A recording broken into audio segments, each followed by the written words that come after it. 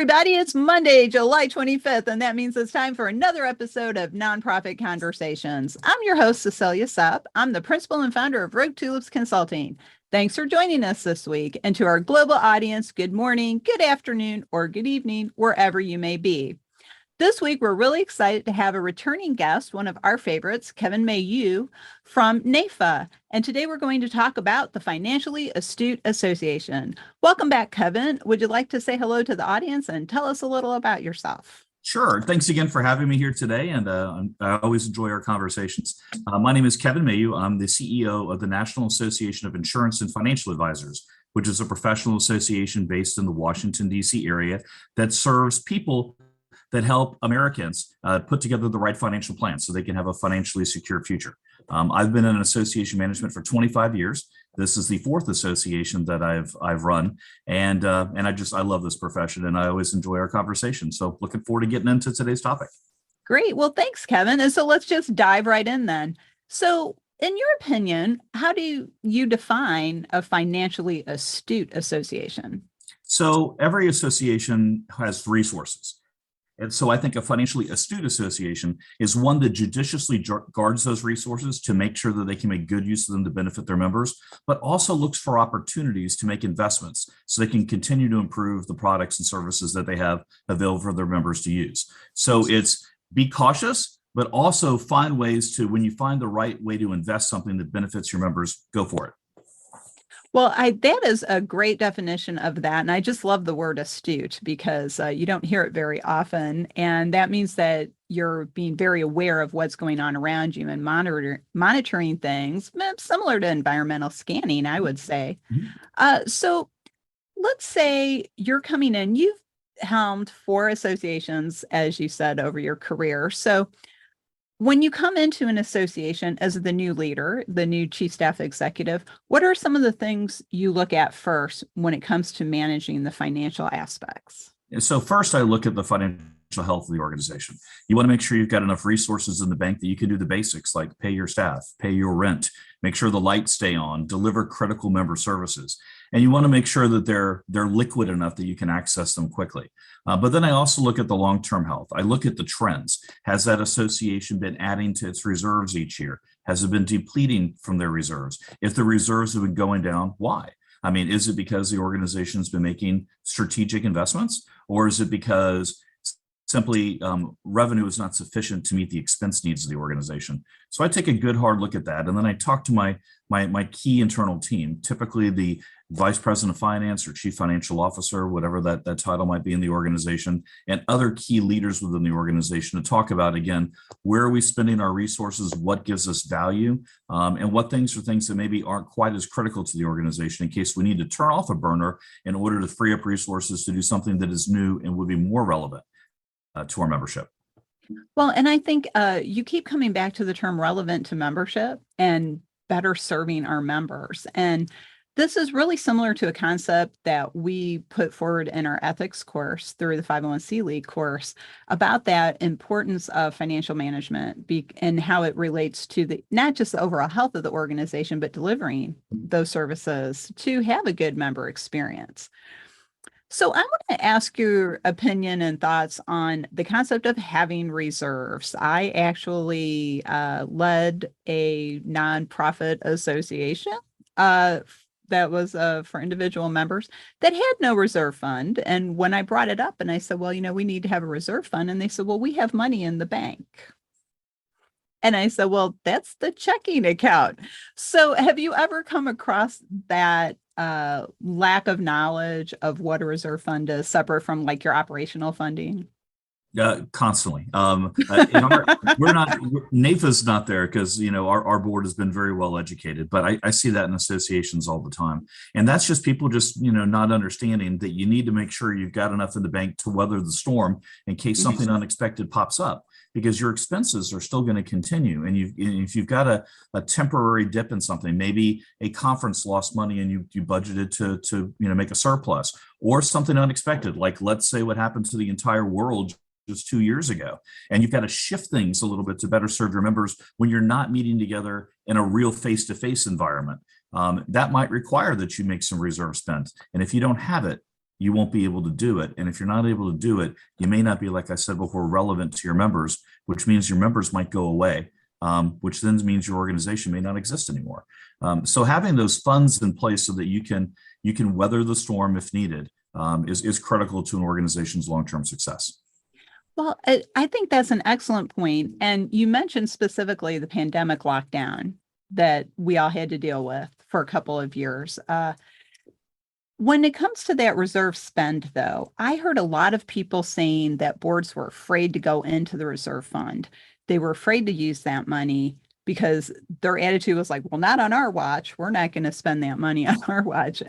So did you come across that? And if you did, how did you convince them, well, it's okay to use it because that's what it's for? Yeah, we certainly did have that conversation. And I think it's wise for a board to question spend, because that's part of their fiduciary responsibilities to the organization. But then when we weighed it out, we're like, if we don't invest in technology like Zoom and other platforms, if we don't do things to make sure that we are delivering services in real time to get in front of our members, to keep them informed, like during the pandemic, as to what was going on. And in our case, since we do an awful lot of advocacy work, for them to understand what was coming through Washington, D.C., through the Congress and the White House to provide aid and relief to people.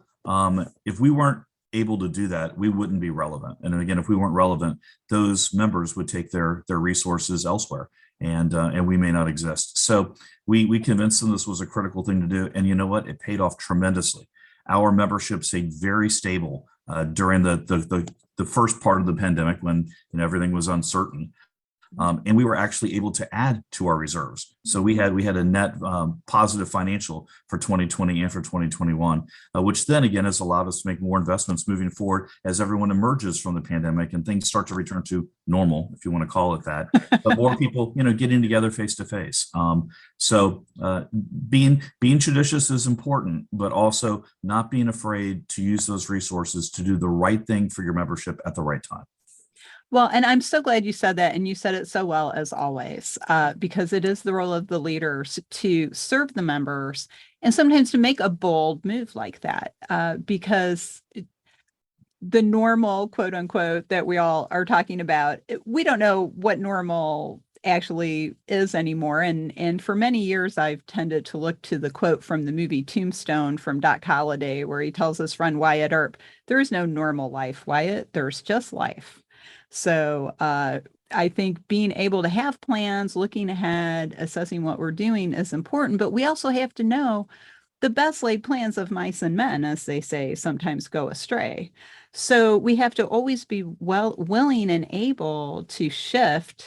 I know some people got sick of the word pivot, but sometimes you do. You have to change quickly. And it sounds like you guys were able to do that because you did use the reserve fund for what it's meant for. Absolutely. And I like to use the word nimble because, for us, it was all about being nimble enough to make sure we're meeting our members' needs. And if that means we're doing something that's out of our comfort zone, that's okay. It's okay to experiment. And it's also okay to fail a little bit because you learn from those experiences. You learn from successes and failures. And I think our team did a great job with it. Well, that's great to hear. And I think kind of getting away from financial management for a moment, I think and I'd love to hear your opinion on this. When things go right, I don't necessarily think you learn from that because, oh, well, it worked. And I don't think you really pay attention to it. But boy, do we learn a lot of lessons from failures. And sometimes it could be related to financial things, failing to have internal controls or failing to use that reserve fund when you need to. So I think that's really a good point. So I don't know, what is your opinion on that? Do you feel you learn when things go right? Or well, I think you learn from both, right? I think you learn more when things go wrong because you learn from your mistakes. It's kind of like if the young child puts his or her hand on a stove and it's hot, they learn don't do that again, right? They burn their hand. But sometimes it's good when you see a high and a success, and then when you see a low and a failure, it's good to contrast them and understand, what did we do to make this activity a success? What were the key ingredients in it? And then what were the things that went into the decision-making process, the execution, et cetera, on the thing that went wrong, and compare and contrast those, because then you can find ways to optimize on your successes and minimize on your failures. And that's a good point. And we probably do that with our successes without really thinking about it. I think we tend to overanalyze and overemphasize failures, as far as, doing like a post-con at a meeting, what went right, what went wrong. And we tend to focus on like what went wrong and how to prevent it in the future. But now that you mentioned, I think we probably all do that with our successes, or next time, oh, this worked so well, next time we'll do this too, and add that on. But I know the secret to that is, well, if you try something and it doesn't work, you just don't do it again. And I often have found that really relieves a lot of stress for volunteer leaders when they're trying something new. Well, if it doesn't work, we just won't do it again. So it's Right. like your great example of don't touch the hot stove because you're going to get burned. So we have a few minutes left in our episode, and this conversation is just really fun and informative as always. I'd like to hear your advice and what you do to help keep your board educated. You mentioned your board is well educated. They understand how things work. I know some boards, they work at it, they struggle with it, trying to keep up with everything. So what are some of the things you do to make sure that your board is educated and up to date and has everything they need to succeed? So we do a few different things. One, some organizations give their boards, in my opinion, too much information. And then it's hard for them to sift through that to figure out what's really the most important, because it's all blended together in a 100-page board agenda book or something. It's hard to find that needle in the haystack. So what we like to do is we like to do an executive summary that talks about the issue and some of the salient facts that are involved in it. And then they can go into the deeper read if they want on a strategic topic. But another thing that we do, and this has been very helpful to my board, so maybe this is something that the folks that are watching us today can implement. I do a weekly thing called 5 Things You Need to Know This Week. And I send it out every Monday morning. And it's 5 key things that they need to know, either things that happened the week before that are critical that they should be informed of as a board member, or activities or other things that are going to be going on in the course of the next week so they stay up to speed. And it's a quick email, it's a quick read, it's just bullet 1, 2, 3, 4, 5, and then they're caught up to speed and they can go do the rest of their business for the week. So we do it both ways. So executive summaries and the weekly 5 things list. Well, that is a great tip. And that's something when I used to be on staff working with volunteer leaders, I did a similar thing. Lots of just like bolds in the emails. I remember one time a local leader said, you haven't lived till you've read one of Cecilia's emails, because, they're bold, they're color. So if you just read like the bold words, you'd get the point of it. So I think that is a great tip. And I know a lot of organizations do like a Monday morning short news to everybody, but I think it's so important to keep sending the board information, articles about board leadership, articles about new things in associations or trends in nonprofits. You can't make them read it, but you should definitely make the effort to get it out there for them. I totally agree with that. That's a great statement. So when it comes to, again, coming back to our original topic, of financially astute associations, so have you ever come across a situation where maybe the finances were in crisis? And if you did, what were some steps you took that you could share? Broad ones, of course, because we don't want to break confidentiality, but what were like some of the things that you looked at or did to try to help get them back on track? Yeah, unfortunately, in 3 of the associations, when I started working with them, they were in dire financial position when I started. And so there was a lot of hard choices that needed to be made about, again, where do you put your resources, and how do you align them so that your spend is in line with what's coming in the door from the income side. And so, I think that takes a good dialogue, and it takes some boldness and willingness to sometimes take something that might be a sacred cow of someone's and say, we're no longer going to do this anymore because it's consuming much more resources than what it's bringing in value to our members. And so we need to turn that program off. So it's taking a good, strong, critical look, and then trying to make sure that you've got a balanced type budget each year. That your income should not be less than your expenses, unless you're doing, again, something that's strategic that your board has decided is worth that reserve spend. And then you should build up that reserve so that when there's a rainy day later, again, those resources are there for the organization to use. And I know a lot of, like we started talking about at the top of the of the program. A lot of organizations they have different lines for what that means. Like for us, it's 9 months operating cash and reserves. That's what our target is. And then that way, if we do have another pandemic, we're prepared for it. But you can't do that again if you're constantly draining it and operating in a deficit position each year. Right. Oh, 9 months. That's a great goal. I know, like with some smaller associations, you have to start with 3 months and work up to 6 months. Just, how do you eat an elephant? One bite at a time. So exactly. Just put a little in and then a little in and a little in, and eventually you'll get there. That's right. Oh, well, that's great. Well, that is great advice. And we're actually near the end of our episode already. So this is the part, Kevin, as you know, where we like to ask, what is the one thought you would like the audience to take away today? And if they wanted to have a further conversation with you directly on your great advice, how can they get in touch? So I guess the one thought always is, like we started off at the top, is making sure you're making judicious use of your resources to benefit your members. Money is not meant to sit in a bank account. It's meant to be deployed in a way that you can add more value. And if you're adding more value, more people will come, and more people will come. That brings more revenue and more resources, so you can do even more good things. So be smart about your spend, and don't just sit on the nest egg, but utilize it in a way that benefits your members. And if folks want to reach out to me, I'll be glad to chat with them. My email is kmayeux@NAIFA.org.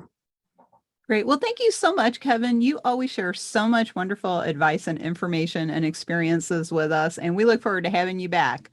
So that's it for this week, everyone. If you would like to learn more about Rogue Tulips and how we can help your organization bloom outside the box, check us out online at our website, roguetulips.com. If you are a current CAE or a CAE candidate and you're looking for some education or CAE hours, check out our education program, the 501c League, at the 501cleague.net. We're going to go rogue for now, but on behalf of myself and Kevin, thanks for joining us. See you next time.